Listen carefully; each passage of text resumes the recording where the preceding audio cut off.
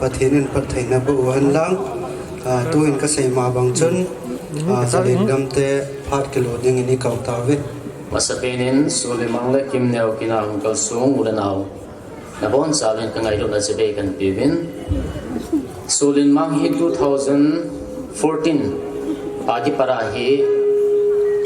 film lama him kong ke thu khom vin Zelengam Film Company ti hin Amazon hi founding member khala hi ni chiba hin feature film nang di tabang hi ka chai ta ben chule ama director hi na in Cookie Black Day 2 ki ti hi aman director fula pu hi tan hetia chu film industry e ho Cookie cinema jong hi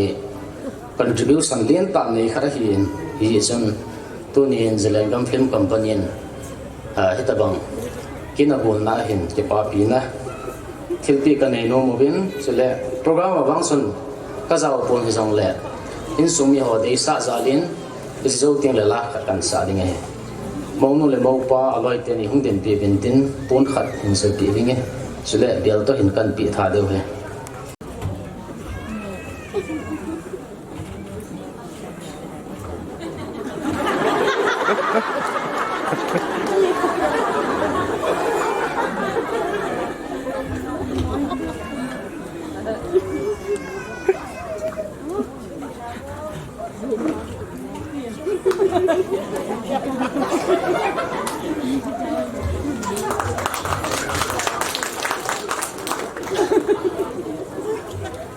katin ko ma katin na thing thung len ta vial to ka kilo pathinin phathei ko nan tin cha le na vai ta ta jang in nei han han chung Mangpa Janggop Niloupi tin sang e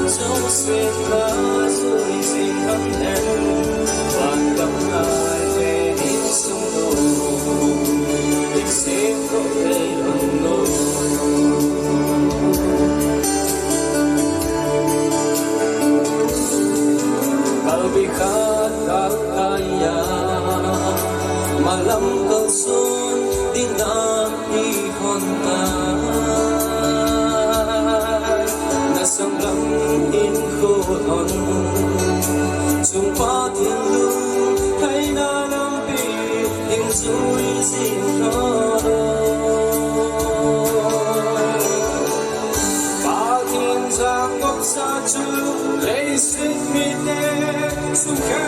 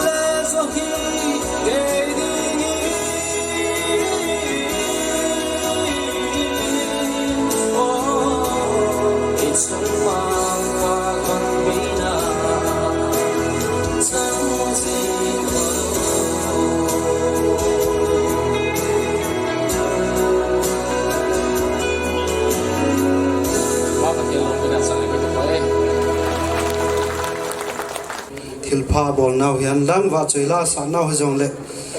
ปะทินินพัดไทยบูหันลังโปรแกรมนี้ใจนั่งลังอาหงมิตาอินโปรแกรมจอยเอาสินนเวเลวจุนพัดใจนั่นเล